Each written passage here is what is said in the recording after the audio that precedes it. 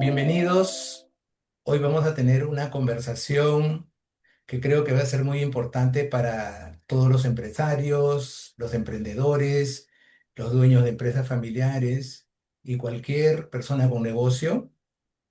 Vamos a hablar de lo que les afecta a las empresas, pero lo vamos a hacer desde una mirada muy particular, una mirada, diría yo, profunda, que es la mirada sistémica. Y para eso he invitado hoy aquí a Julio Príncipe Portocarrero. Bienvenido, Julio, ¿cómo estás? Hola Jorge, muchas gracias por tu invitación y a las personas que ven esta conversación también, gracias por estar presentes. Bueno, permíteme presentarte, Julio. Julio es director de Congruencia, es un consultor sistémico, viaja por diferentes países llevando su experiencia trabajando con empresas. Eh, Julio, tú te defines también como un jardinero sistémico, ¿no? Así Llevas es. más de 20 años acompañando empresarios y Julio es conocedor de la mirada sistémica y del tema que hoy día estoy proponiendo, Julio, que es mirar a las empresas como un ser vivo. Y Ujú. aquí te haría la primera pregunta. ¿Qué significa concretamente mirar a una empresa como un ser vivo? ¿Qué cambia en la mirada de un empresario cuando empieza a entender que su empresa es un ser vivo, Julio? Bien, gracias Jorge por la pregunta. Y para quien nos ve que es empresario, no importa si es chiquito, mediano o grande, les invito a hacer este pequeño experimento, ¿sí? Puedes hacerlo con los ojos cerrados, si quieres con los ojos abiertos.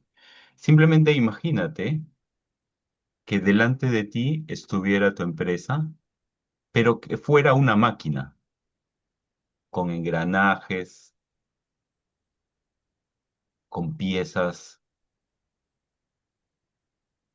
Si tu empresa fuera una máquina y estuviera delante de ti, ¿cuál sería su temperatura o sus sonidos?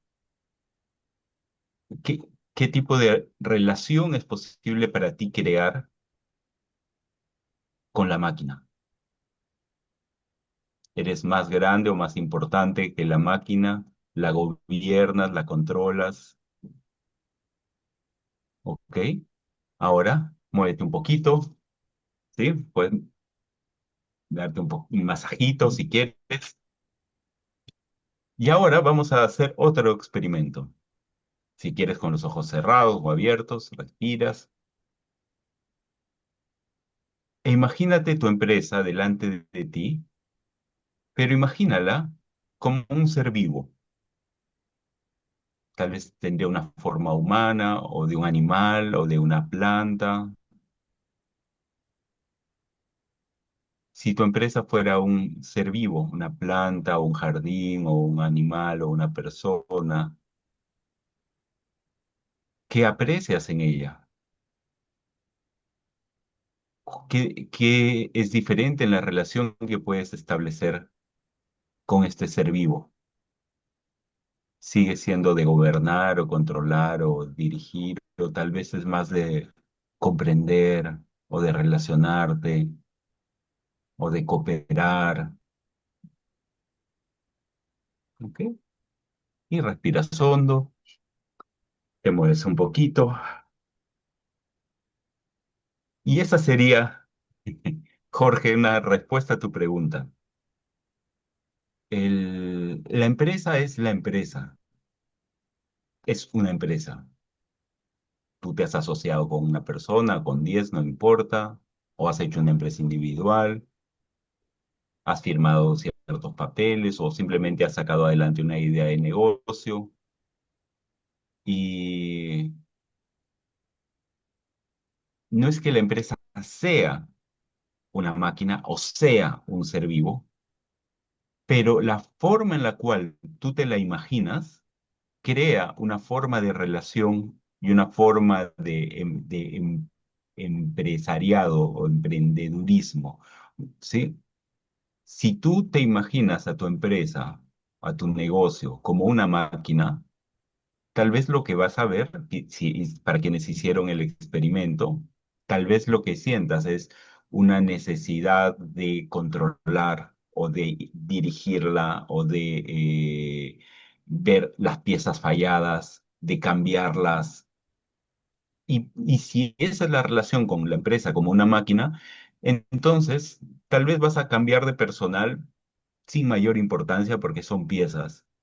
O tal vez vas a tomar decisiones porque tú crees que son las mejores, porque tú eres el que conoce la máquina, porque tú eres el que comanda la máquina. Sí, y esa es una forma de hacer negocios que tiene un impacto, porque el impacto es, así como yo tengo esta empresa, esta máquina, el otro también tiene una.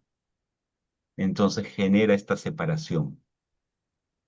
Mientras que, si tú te imaginas a tu empresa como un sistema vivo, tal vez tu tendencia va a ser a maravillarte, a decir, wow, qué alucinante que esto que fue una semillita hoy da frutos.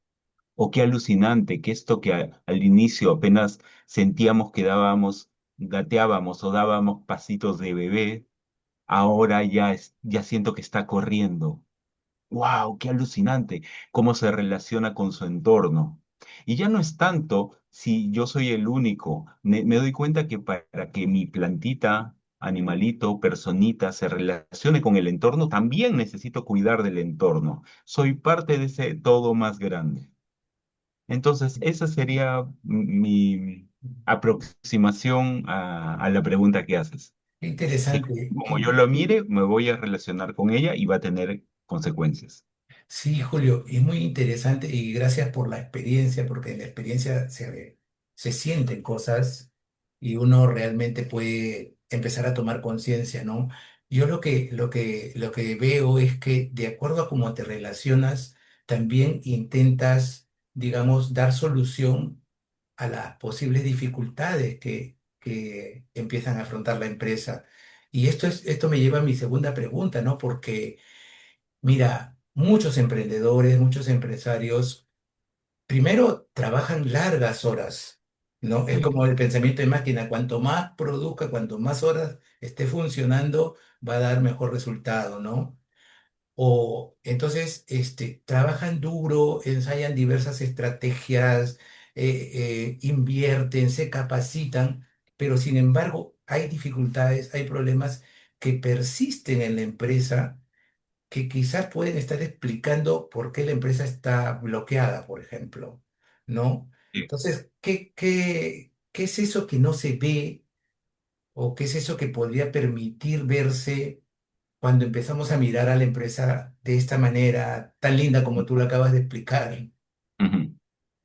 Si tú miras a la empresa como un ser vivo, entonces te vas a dar cuenta que el, el origen de la empresa es importante, dónde se creó, quiénes la fundaron o la crearon. Te vas a dar cuenta que esos aprendizajes de los primeros meses o primeros años o primeros productos o primeros clientes son importantes porque crean, eh, eh, por así decirlo, un aprendizaje para el empresario, para su familia, para las personas que trabajan, y que ese aprendizaje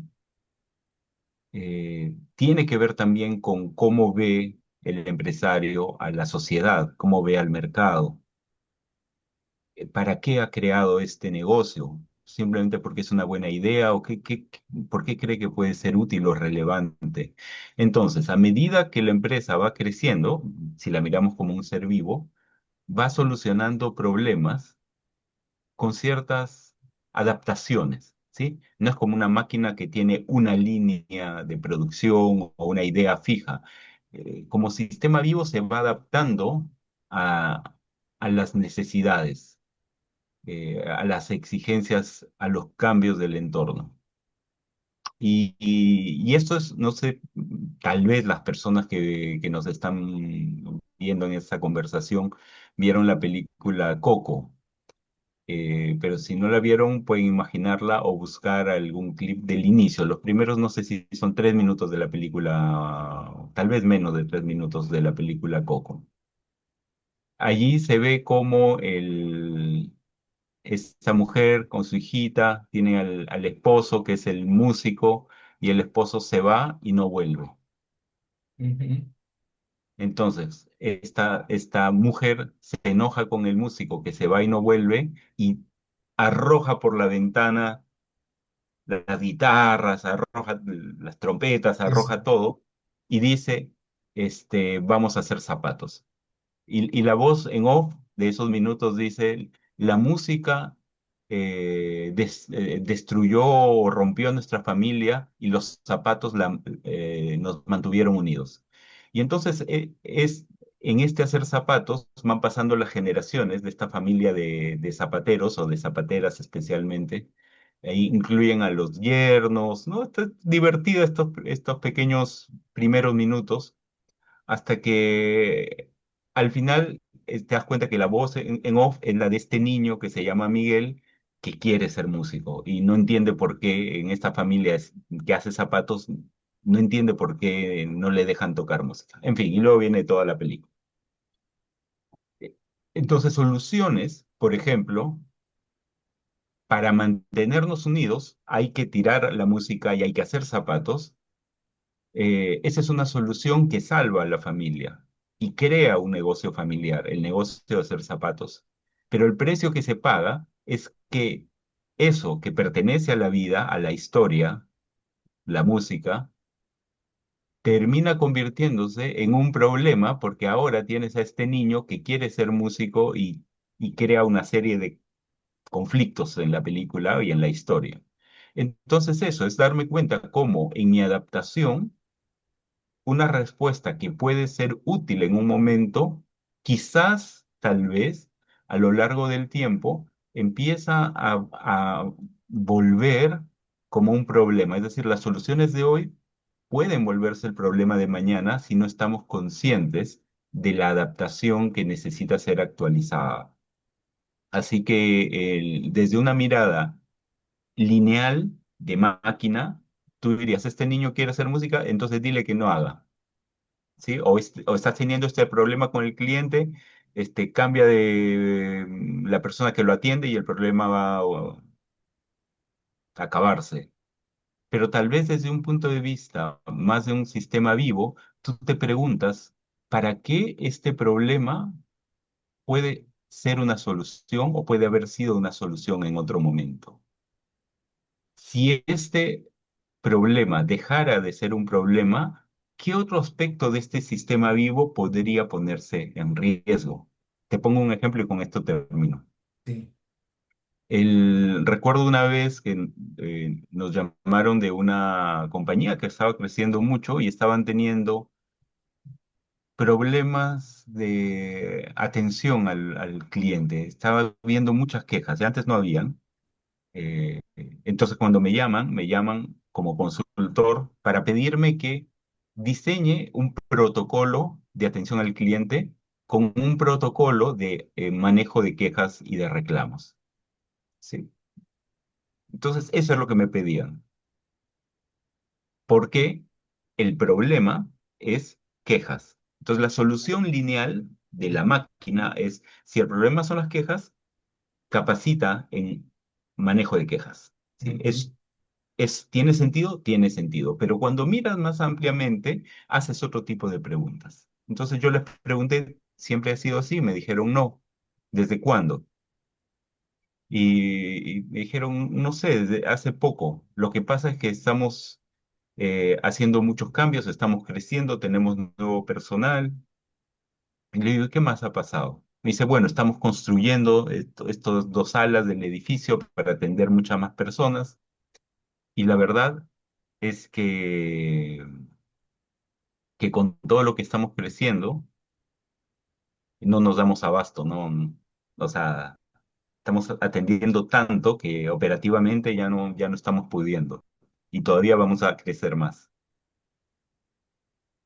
Entonces lo que yo les dije fue, bueno, quizás en vez de enojarse con el frontline, ¿no? De atención, quizás sea un buen momento de agradecerles la forma en la cual cuidan de la empresa. Sí, y este es un razonamiento que tiene otra lógica, Ujú. ¿sí? Porque les pregunté qué pasaría si, si capacito en manejo de atención a los clientes y ahora los clientes están felices y recomiendan a más gente. Y dijeron, colapsamos.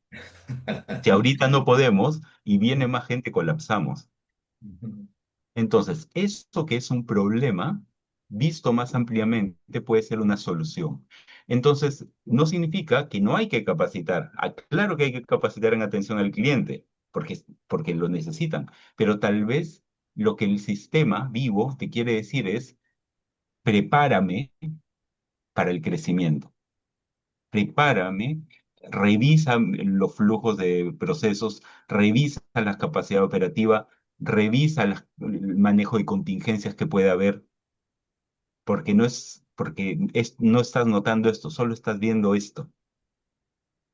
Así que cuando miramos a nuestra empresa como un sistema vivo y tenemos un problema, es una buena idea preguntarnos qué me quiere decir, qué es eso que no estoy viendo, que necesita ser cuidado o atendido. Ok, Julio. Eh, es interesante la mirada y desde tu experiencia como consultor trabajando tantos años con empresas, eh, ¿has podido apreciar en las empresas familiares cómo es esto cuando el sistema familiar de alguna manera se confunde con el sistema de la empresa? ¿Recuerdas algún caso que nos pueda explicar? Porque eso es muy común en las empresas familiares. Sí, familia y empresa son dos sistemas que, por definición, no, comillas, ¿sí? No deberían funcionar bien juntos. Porque la familia es un sistema primario basado en lo emocional, en la sobrevivencia, ¿sí? En el cuidar la supervivencia de la especie. Mientras que la empresa es un sistema secundario, artificial, creado con fines, con metas, eh, que, que valora la ejecución. Así que el que haya empresas familiares es una suerte de milagro. Para quienes tienen empresa familiar, considérense afortunados y más bien pregúntense, ¿cómo rayos hemos logrado que esto funcione? No importa si una semana o un año o 20 años, ojalá generaciones, pero si estás logrando que tu empresa familiar funcione, presta atención a cómo lo logras. Ahora, este funcionar a veces hace que estos dos sistemas que son diferentes se traslapen, ¿sí? Y necesidades no cubiertas, por ejemplo, en la familia o en la historia de los hermanos, ahora afecten algo aquí en el negocio. Porque tal vez por quedar bien con mis hermanos los hago socios de mi idea de negocio. Y ahora veo que las líneas de negocio tal vez no están funcionando, porque quizás esta necesidad de tener todo amoroso y en orden está haciendo que haya productos que no son necesarios. Ujú. Entonces, esa claridad es importante. Pero también es importante reconocer que ese amor es un buen recurso para ti.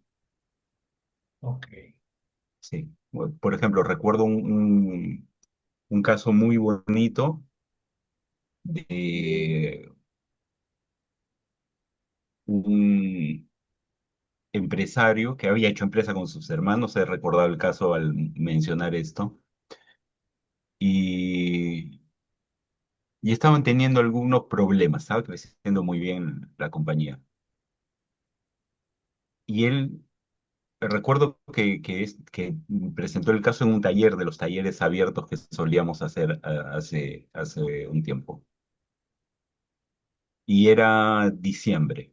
Me acuerdo porque él estaba a punto de irse de viaje a su tierra, en alguna de nuestras hermosas eh, provincias de nuestra hermosa sierra del Perú.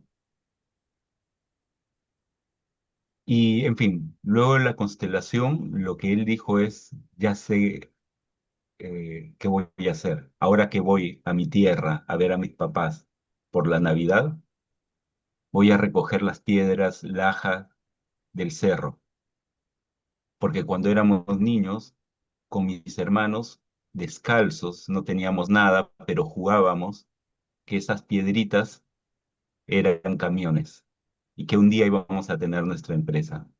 Y yo lo hice posible y yo les invité.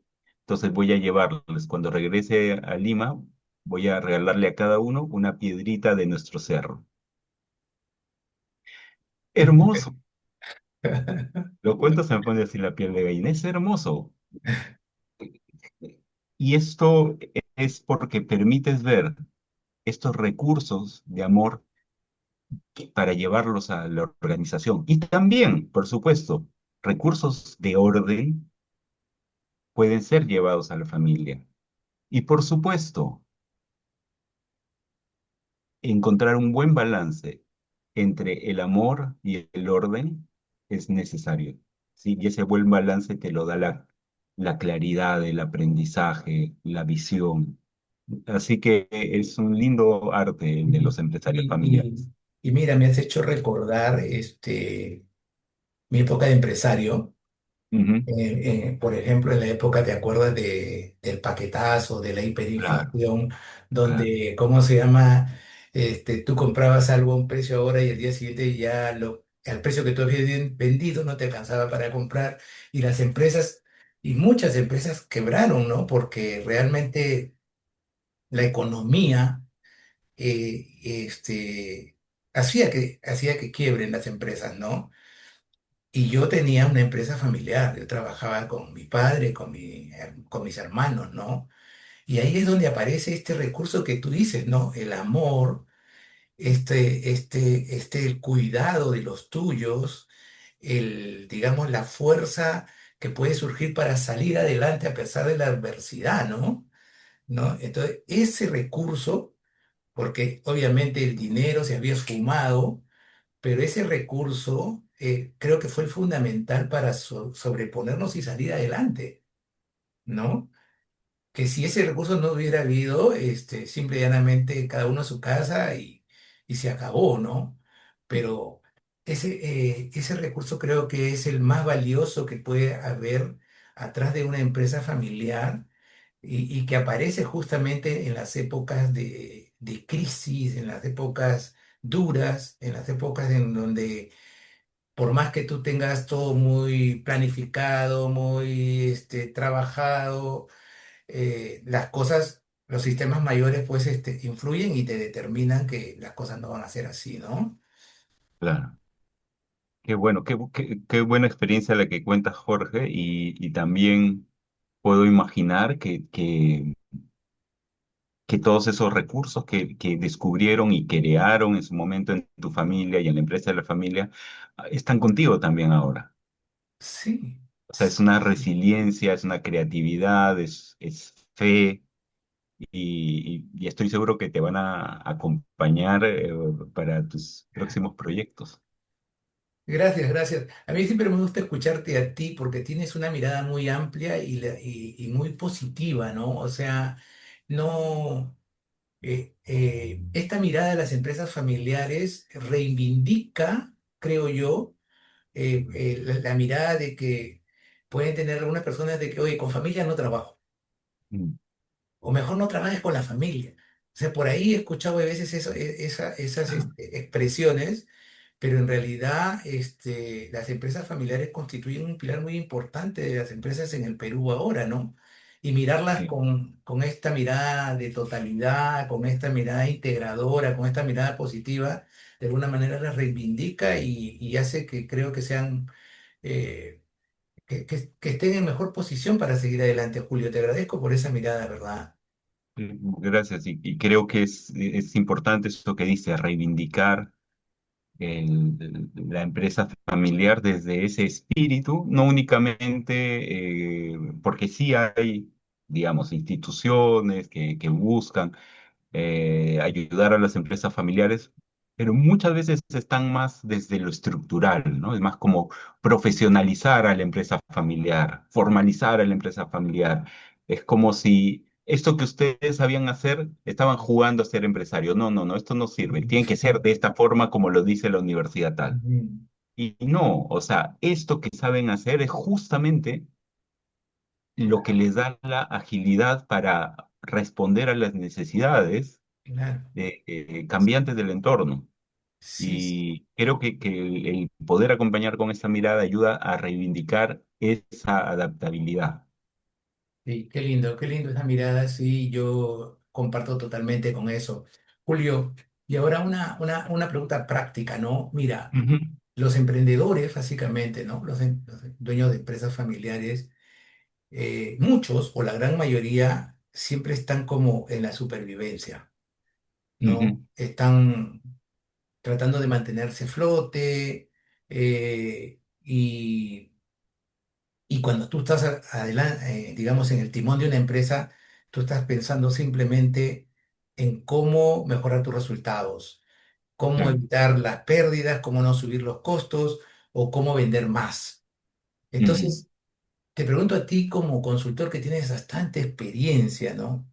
¿Cómo, cómo haces tú para decirle a un empresario que está en ese espacio, eh, de que también esta mirada sistémica también le puede servir para ahorrar de repente mucho tiempo o ahorrarse dinero y obtener buen resultado? Que una mirada sistémica no es un lujo, no es algo teórico, sino que también es algo muy práctico. Sí, ¿Cómo has hecho eso, no? Yo como empresario digo, oye, si hubiera conocido esto cuando era más joven, wow, cuánto tiempo me hubiera ahorrado, cuánta plata hubiera dejado de perder. Pero no sé a veces claro. cómo explicárselo a un emprendedor. ¿Cómo has hecho tú para poder explicar que esto es una herramienta práctica que te puede dar resultados concretos? Eh, creo que, creo que algo importante como consultor es estar disponible para lo que nuestro cliente necesita. Sí, entonces es mucho hacer preguntas para poder aclararle también al cliente qué quiere, porque muchas veces cuando te piden una consultoría, están más pensando en lo que no quieren. Entonces, tener claridad de qué quieren, luego facilita poder saber con qué recursos cuentan para eso. Y el acostumbrarse a tener esta otra forma de mirada sistémica, más de esta imagen de sistemas vivos o adaptativos, por supuesto que ayuda porque permite tomar mejores decisiones en entornos cambiantes como son los que vivimos hoy en día. Y dentro de estos entornos que cambian tan rápido, una de las formas más útiles que he visto es el de las constelaciones organizacionales, que es esta suerte de mapa que permite poner en 3D allá afuera el, revisar la complejidad de este escenario. En este mapa se puede poner a la empresa, puedes poner al empresario, puedes poner a los clientes, puedes poner a los proveedores, puedes poner a la competencia, puedes poner a los reguladores sí, pues, del Estado, eh, puedes poner a los chinos, puedes poner lo que sea Todo. necesario y, y te permite tener primero un diagnóstico eficiente y más limpio, porque si tú haces un diagnóstico organizacional, quieras o no, de la forma clásica de entrevistar y observar, quieras o no, ya estás afectando ese sistema con el consultor pasando y observando y haciendo preguntas. O sea, ya la gente se está preguntando qué pasó. La última vez que vino alguien a hacer preguntas, votaron a 10, ¿sí? Ya empiezan como a Te tener este... ponen nervioso. Exacto, exacto. Pero esta otra forma permite ese mirar lo que no se ve usualmente. Porque, por decirlo de alguna forma, ponemos ese mapa no consciente allá afuera y al hacerlo consciente nos damos cuenta de dónde pueden estar los bloqueos o dónde pueden estar las posibilidades. Pero Ujú. lo más importante no es que sirve de diagnóstico, lo más importante es que es un fantástico simulador de escenarios, Claro. porque tú puedes probar qué pasa si me acerco a A, qué pasa si contrato con Z, qué pasa si me asocio con X. Los movimientos que vas probando, testeando en la constelación, te permite ver la respuesta o el impacto en ese sistema que estás configurando. Entonces, es un fantástico simulador de Claro, escenarios, que es distinto a la predicción de algoritmos, porque un algoritmo te puede predecir algo,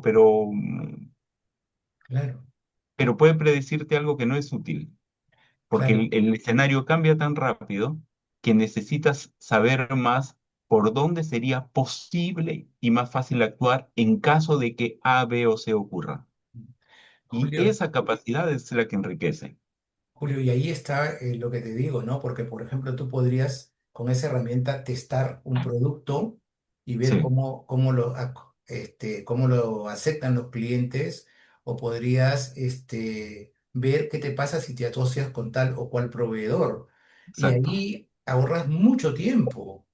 exacto. Mucho tiempo, y mucho dinero se puede perder lanzando un producto que al final no va a ser acogido en el Claro, mercado, o y asociándote tenemos, con y alguien que... tenemos, tenemos ejemplos en general en el mundo, pero aquí en el Perú, por lo menos me vienen un par a la cabeza de productos que Cuéntame. tuvieron un montón de estudios de mercado y que se suponía que iban a romper el mercado y se invirtió un montón de plata y no funcionaron, ¿no? Uno de ellos era de una bebida tradicional que fue embotellada y no... Claro, claro. Sí, sí, sí, sí, Claro. sí. Julio, qué lindo. Julio, a propósito de tu último libro, Escucha, Ujú. ¿qué tiene que aprender a escuchar un empresario peruano? Eh, yo creo que, basado también en lo que pongo en el libro, es empezar a escuchar más las posibilidades, empezar a escuchar más lo que sí funciona. Eso significa tener unos oídos especiales para detectar las fortalezas, detectar los recursos, detectar lo positivo que existe en las diferentes situaciones, porque estamos acostumbrados a una escucha más crítica o para tener una respuesta específica o que nos enreden los problemas. Creo que en la medida en la que empezamos a escuchar más de forma apreciativa, de forma positiva, podemos ayudar a nuestra gente en las empresas a confiar más, ¿sí? A crear los cambios. No porque un experto, como un mecánico, viene y te dice que cambiar, sino porque es tu misma gente la que sabe en qué momento la empresa funciona mejor. Claro. Entonces, si tú como empresario te das cuenta que hoy vendiste un poquito más que ayer, pregúntale a tu gente, sí, felicitaciones, ¿qué hicimos diferente hoy? Ujú. Y si mañana vendieron menos y pasado vendieron más, pregúntale a tu gente cómo hicieron para recuperar, qué fue. Entonces, tener esa curiosidad de explorar lo positivo creo que es lo que puede marcar una diferencia entre mantenerte en el miedo o mantenerte en una posición más de explorador. Ok. Julio, y esto ahorita me haces recordar esto de que digamos que la mirada de que una dificultad, un problema, hay que eliminarlo, Ujú. ¿no? Esa mirada de que hay que desaparecer eso y no escuchas el mensaje que puede estar atrás del síntoma o del problema o la dificultad que está teniendo la empresa, ¿no? O Sí. sea, eso también es como estar en sintonía y salirse de la idea de que, oye, este problema simplemente lo quiero desaparecer y no escucho el mensaje que puede traerme atrás el problema. Sí, eso también es importante, ¿no? Como en el ejemplo que ponía de los que querían capacitar en atención al cliente y tal vez lo que había que escuchar era la necesidad de fortalecerse para el crecimiento. Sí, eso es importante, sin duda. Y también puede pasar que si volviera el caso de atención del cliente, también yo podría preguntar, y aunque la atención al cliente va mal, ¿qué aspectos sí van bien? ¿O en qué momentos, a pesar de que están colapsando, están funcionando de buena manera? Entonces es escuchar no solamente ese mensaje de lo que, del síntoma o del problema de fondo, sino escuchar el mensaje de la solución. Qué interesante, Julio. Me encanta hablar contigo. Bueno, para ir Gracias. cerrando, Julio, si tuvieras que decirle algo a los empresarios, que están ahorita en este momento eh, viviendo también este tema de la inseguridad, a los negocios, incluso a los negocios pequeños, Sí. o en general al empresario, ¿cuál sería tu mensaje? Creo que simplemente, tal vez voy a redundar en alguna de las cosas que hemos conversado hoy, es prestar atención a lo que va bien.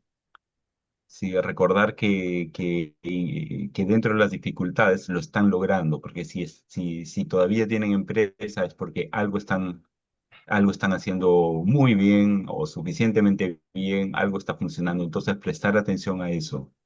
Y lo otro, buscar acompañamiento de personas como tú, Jorge, que se dedican a esto, que abrirse a otras miradas y no tiene por Curiosidad. qué ser tan difícil. No tiene por qué ser tan difícil. Podemos hacerlo mucho más fácil. Podemos hacerlo cooperando más con nuestro entorno, con los diferentes actores con los cuales participamos. Ok, Julio. Sí, un poco de curiosidad, ¿no? Buscar Ujú. otro tipo Eh, de soluciones. Julio, para cerrar, ¿dónde te pueden encontrar cualquier empresario que quisiera bueno, consultar contigo? ¿O eh, a qué puedes sí, invitar sí. ahora? Bueno, si puede escribirme a julio@congruencia.pe o si están en redes sociales, en Instagram, suelo publicar en Instagram y en Facebook, más que en LinkedIn, hay Julio Príncipe o Julio Príncipe P, por ahí. Si ponen mi nombre, seguramente aparecerá mi foto. Julio, muchas gracias. Espero que haya otra oportunidad para seguir hablando de Seguro que estos sí, temas. me gustó mucho conversar contigo, Jorge, y sí, se nos pasó volando el tiempo. Ok, muchas gracias amigos. Será hasta una próxima oportunidad. Gracias, Julio. Gracias también.